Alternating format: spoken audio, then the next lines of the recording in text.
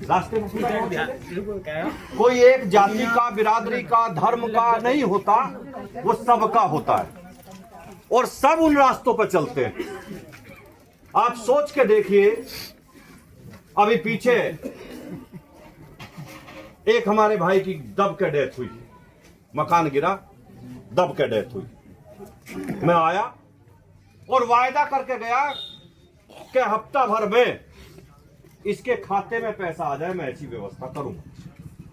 मुझे लग रहा है हफ्ता भर से पहले आगे उसके खाते में पैसे आ गए थे। पहले 4 लाख उसके खाते में पैसे आगे होंगे। मैं जब भी कोई काम आपने बताया होगा, यो एक रास्ता थोड़ी है, ऐसे 6 रास्ते जो मैंने यहाँ लगाए गांव में, 6 रास्ते कम से कम है।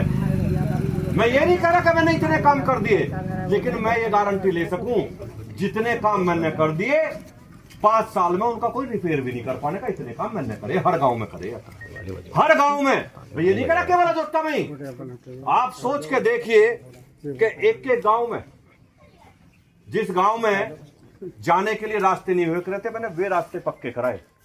एक गांव में 6-6, 7-7 रास्ते कराए। एक गांव में अगर एशिया की सबसे बड़ी यूनिवर्सिटी आई तो आपके सरदना क्षेत्र में 1000 करोड़ की लागत से बनी। इन युवाओं से देखना, जब युवा उसमें एडमिशन लेंगे, वहां जाएंगे और विदेश तक के लोग उसमें खेलने पढ़ने आएंगे, इसलिए पश्चिम की तस्वीर बदलेगी। ये सोच के देखिए आप, वो 1400 बीघे में यूनिवर्सिटी बन रही, शहर का शहर बस रहा। आप गए होगे, देख रहे होगे, शहर का शहर बस रहा।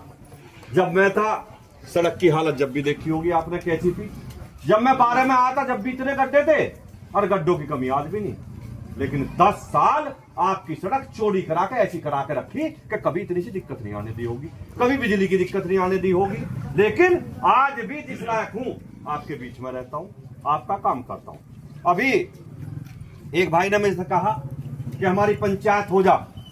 मैं गारंटी से कह के जा रहा हूं, आज की तारीख लिख लो, क्या है आज तारीख? 26। इसमें 8 दिन जोड़ो, क्या हुए? 4 तारीख से पहले उसमें काम शुरू हो जाएगा। 4 तारीख से पहले। बहुत बढ़िया जी, 8.5 लाख रुपए की लागत से, 8.5 लाख रुपए की लागत से उसकी रिपेयर और काम शुरू हो जाएगा। फिर कुछ बचेगी और करेंगे, बहुत बढ़िया, फिर और करेंगे, बहुत बढ़िया, बहुत बढ़िया। लेकिन मैं कहता, अभी मेरे पास एक दिन मुझे महात्मा जी मिल गए, पावली वाले ज्ञानदास जी। उन्होंने मेरे से कहा, मैं किसी नेता का नाम नहीं लेता, देखो मैंने आज तक किसी नेता का नाम नहीं लिया।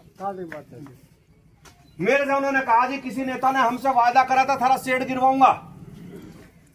शेड गिरवाना तो दूर, हमारे फोन ठाने भी बंद कर दिए। क्या करें विधायक जी? मैंने कहा, मैंने भी कहा था 1 लाख रुपए से आपका कमरा बनाऊंगा। वो क्या हुआ? जी वो तो बन के भी तैयार हो गया। मैं वादा करके गया था और मैंने नहीं करा था। मुझे तो पता भी उस दिन आश्रम में जाने पे लगा कि आप नहीं आए थे, आपकी पत्नी आई थी। मतलब मेरी पत्नी वहां गई होंगी आश्रम में, वे कहाई कि 1 लाख रुपए इस कमरे को हम लगा देंगे इसमें। मुझे भी नहीं पता था, वो कह पाई, और मुझे यो भी नहीं पता था कि पैसे गए। मैं तो अभी जब महीना भर पहले आश्रम में गया, उन्होंने कहा ऊपर पत्थर लग रहा आपका। मगर मेरा ऊपर काहे का पत्थर लग गया? वे आपकी मैडम आई थी, 1 लाख रुपए कह गई थी। मगर फिर क्या हुआ? अच्छा, मैं एकदम डर गया, सॉरी होगी दुर्गति, वो कह गई होगी और आए नहीं होंगे।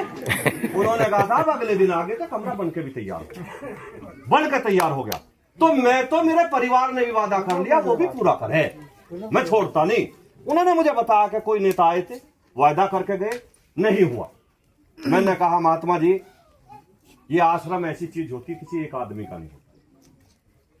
ये आश्रम है, इसे कोई ये भी ना मानना ये दलित समाज का है।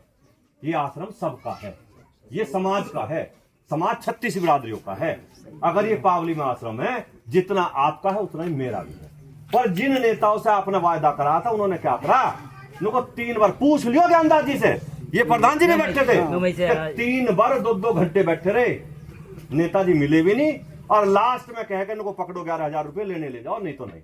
तो मैंने कहा, क्या चुनाव में ही वायदा करा जाकर चुनाव जीतने के बाद वे पूरे नहीं करे जाते क्या? मैंने कहा, महात्मा जी मेरे पे कोई सरकारी निधि नहीं, लेकिन आपके इस शेड को बनवाऊंगा, मैं गारंटी लेके जा रहा।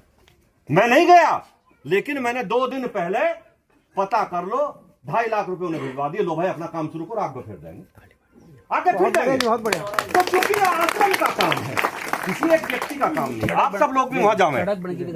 सड़क को कह कहा था 1 महीना पहले, सड़क बनवा के तैयार करवा दी। उन्होंने कहा कि 8 अक्टूबर को हमारा कार्यक्रम हो है, सड़क की हालत देख लो क्या हो रही, सड़क जाके देख लो, सड़क बनवा के तैयार कर दी। उन्होंने कहा यहाँ स्ट्रीट लाइट बड़ी लगवा दो, लगवा दी। उन्होंने कैमरे लगवा दो, लगवा दिए। ये तो मैंने हारे हुए ने करवा दिए, ये तो मैंने हारे हुए ने करवा दिए सारे। और आप पता कर लो, मैं नहीं गया, ये यहीं से समाज के लोग गए, 20-25 लोग समाज के गए, वे ही जाके पैसे 2.5 लाख रुपए दे के आए, आश्रम में काम शुरू करवा दिया। और ये कह दिया आगे जो लगेगा बताइए फिर दूंगा, फिर करवाओगे आगे। भाई मैं हारा हुआ भी थका नहीं, मैं आज भी 100 विधायकों के बराबर हूं, फिर कह रहा मैं इस बात को।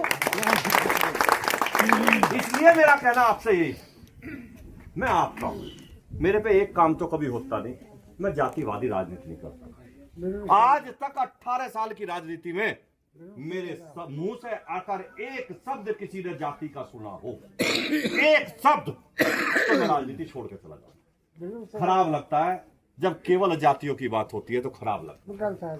हमें जाति में ना बांटा जाए।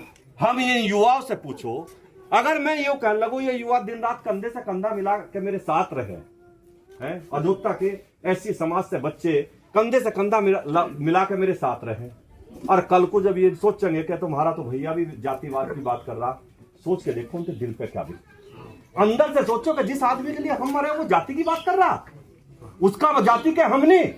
मेरी भी जाति है, मेरी जाति है। अगर मैं दलितों में बैठा हूं तो दलितों को लगना चाहिए कि ये मेरी जाति का है, ये दलित है। अगर मैं सैनी में बैठा हूं तो सैनी को लगना चाहिए ये सैनी है। अगर मैं जाटों में बैठा तो जाटों को लगना चाहिए जाट है। अगर मैं गुजरों में बैठा तो गुज्जर को लगना चाहिए गुज्जर है। मैं हर जाति को अपना लगना चाहिए, तब तो मेरी कामयाबी है, नहीं तो बेकार है, नहीं तो बेकार। मैंने आज तक मैं फिर कह रहा हूं, हाँ एक बात के मैं खिलाफ रहता हूं, मैं कट्टरवाद के खिलाफ रहता हूं। इसे कुछ भी मान लो, जो